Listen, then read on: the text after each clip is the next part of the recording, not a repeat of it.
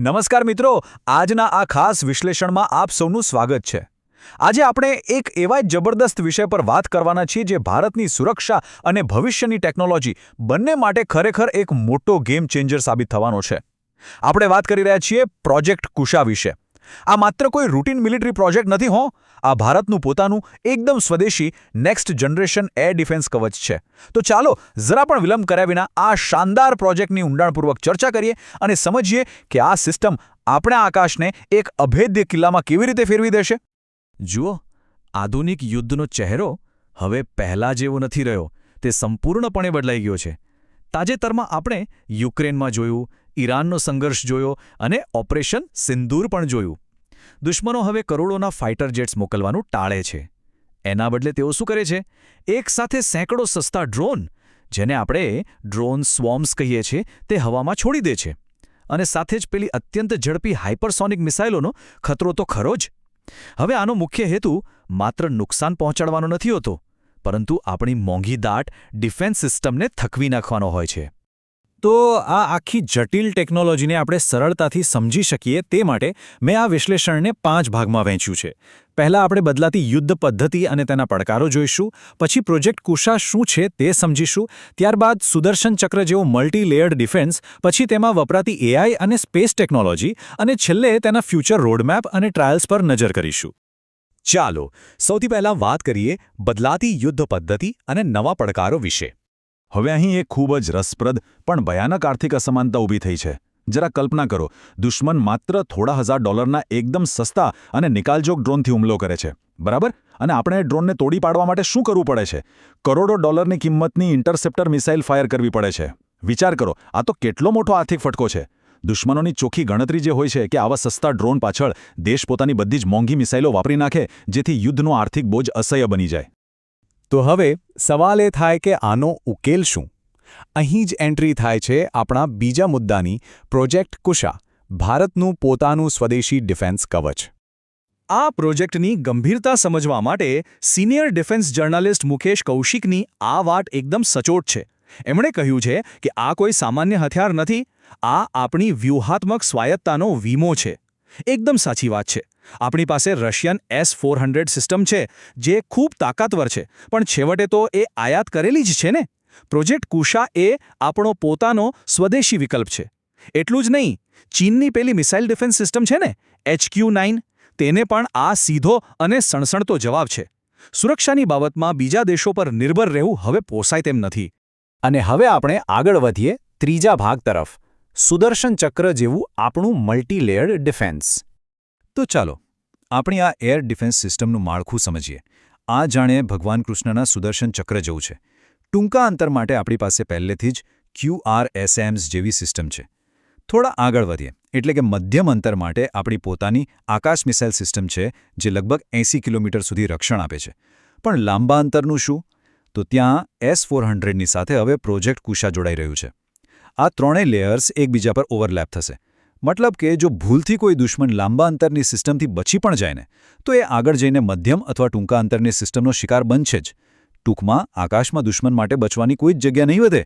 અને આ આંકડો જુઓ, 400 કિલોમીટર. પ્રોજેક્ટ કુશાના પ્રથમ તબક્કાની આ ઇન્ટરસેપ્શન રેન્જ ખરેખર માની ન શકાય તેવી છે. આનો સીધો અર્થ એ છે કે જો દુશ્મનના ફાઇટર જેટ્સ કે મિસાઇલો આપણી સરહદ તરફ આવતા હશે, તો તેમને સરહદ પાર કરે એના ઘણા સમય પહેલાં જ હવામાં 400 કિલોમીટર દૂર જ નષ્ટ કરી શકાશે.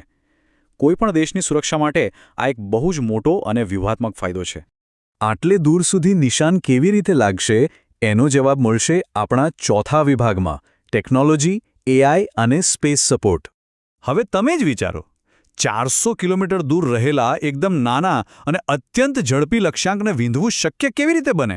અહીં માત્ર મિસાઇલની સ્પીડથી કામ નથી ચાલતું. અહીં જોઈએ જબરદસ્ત મગજ. DRDOના વૈજ્ઞાનિકો પણ કહે છે કે સ્ટીલ્થ ટેકનોલોજી, એટલે કે રડારમાં પકડાઈ ન શકાય એવા વિમાનો અને હાઇપરસોનિક મિસાઇલોને પકડવા માટે સામાન્ય રડાર હવે જૂના પડી ગયા છે. અહીં જાદુ ચાલે છે નેટવર્ક સેન્ટ્રિક વોરફેર અને આર્ટિફિશિયલ ઇન્ટેલિજન્સ, એટલે કે એઆઈનો. અલગ અલગ સેન્સર્સ અને ઇન્ફ્રારેડ ડેટાને ભેગા કરીને એઆઈ વાસ્તવિક સમયમાં સાવ સેકન્ડના 1000મા ભાગમાં ગણતરી કરશે કે કયો ખતરો સૌથી મોટો છે અને તેને કઈ મિસાઇલથી તોડી પાડવો. છે ને કમાલ? પણ એક સૌથી મોટું આશ્ચર્ય શું છે ખબર છે? આખી કુશા મિસાઇલ સિસ્ટમ એ આખા પ્રોજેક્ટનો માત્ર 30% જ ભાગ છે. હા, સાચું સાંભળ્યું. બાકીનો 70% આધાર તો સીધો અંતરિક્ષ પર રહેલો છે. ઇસરો અને આપણું પ્રાઇવેટ સેક્ટર મળીને કુલ 52 સેટેલાઇટ્સનું એક વિશાળ નેટવર્ક તૈયાર કરી રહ્યા છે. આ સેટેલાઇટ્સ અવકાશમાંથી આપણી આંખો બનીને કામ કરશે અને જમીન પર રહેલી સિસ્ટમને સેકન્ડે સચોટ માહિતી આપશે. આટલા મોટા સ્પેસ સપોર્ટ વિના આખી ડિફેન્સ સિસ્ટમ કામ જ ન કરી શકે. અને ખાસ નોંધવા જેવી વાત એ છે કે આ સુરક્ષા માત્ર આપણી જમીની સરહદો પૂરતી સીમિત નથી રહેવાની. આપણા જે અબજો ડોલરના નૌકાદળના જહાજો છે, એરક્રાફ્ટ કેરિયર્સ છે અને નેવલ ડિસ્ટ્રોયર્સ, જેને તૈયાર થતા દાયકાઓ લાગી જાય છે, તેમને સમુદ્રની વચ્ચે અચાનક થતા હાઇપરસોનિક હુમલાઓથી બચાવવા માટે પણ આ સિસ્ટમ ત્યાં તૈનાત કરવામાં આવશે. તો ચાલો હવે આપણા અંતિમ વિભાગ તરફ જઈએ, ફ્યુચર રોડમેપ અને ટ્રાયલ્સ. અત્યારે આ પ્રોજેક્ટ બુલેટ ટ્રેનની ઝડપે આગળ વધી રહ્યો છે. જુઓ, વર્ષ 2022માં આ પ્રોજેક્ટને મંજૂરી મળી. અત્યારે તેનું હાર્ડવેર અને પ્રોડક્શન પ્લાનિંગ શરૂ પણ થઈ ચૂક્યું છે. પણ સૌથી રોમાંચક સમય ક્યારે આવશે? જુલાઈ 2026ના અંતમાં, જ્યારે તેની પહેલી ફાયરિંગ ટ્રાયલ થશે. અને જો બધું આપણી યોજના મુજબ જ ચાલ્યું ને, તો 2028થી 2030ની વચ્ચે આ શક્તિશાળી સિસ્ટમ ભારતીય વાયુસેનામાં સત્તાવાર રીતે જોડાઈ જશે. હવે આ જુલાઈ 2026ની ટ્રાયલ આટલી મહત્વની કેમ છે એ સમજવું બહુ જરૂરી છે. અત્યાર સુધી વૈજ્ઞાનિકોએ જે કંઈ પણ ડિઝાઇન કમ્પ્યુટર પર સિમ્યુલેટ કરી છે ને, તેને હવે વાસ્તવિક દુનિયામાં અસલી હાર્ડવેર સાથે ચકાસવામાં આવશે. આ વેલિડેશન ટ્રાયલ સાબિત કરશે કે કાગળ પરની ગણતરીઓ આકાશમાં પણ એટલી ધારદાર છે કે કેમ. પછી તેમાં જરૂરી ફાઇન ટ્યુનિંગ થશે અને આખરે તે આપણી સેનાના હાથમાં સોંપવામાં આવશે. તો આ બધી શાનદાર માહિતી જોયા પછી એક બહુ જ મોટો અને રસપ્રદ પ્રશ્ન થાય છે. શું જુલાઈ 2026ની આ ફાયરિંગ ટ્રાયલ ખરેખર ભારતની એર ડિફેન્સની વ્યાખ્યા હંમેશ માટે બદલી નાખશે? જ્યારે આ made in India sky shield દુનિયા સમક્ષ પહેલીવાર પોતાની તાકાત બતાવશે, ત્યારે તે ભારતના સંરક્ષણ ઇતિહાસની એક સુવર્ણ ક્ષણ હશે. પ્રોજેક્ટ કુશા આપણી એરસ્પેસ સુરક્ષાને કઈ નવી ઊંચાઈઓ પર લઈ જશે તે જોવું ખૂબ જ રોમાંચક બની રહેશે. તો આજના આ વિશ્લેષણમાં બસ આટલું જ. આવી જ રસપ્રદ માહિતી માટે જોડાયેલા રહો. જય હિન્દ.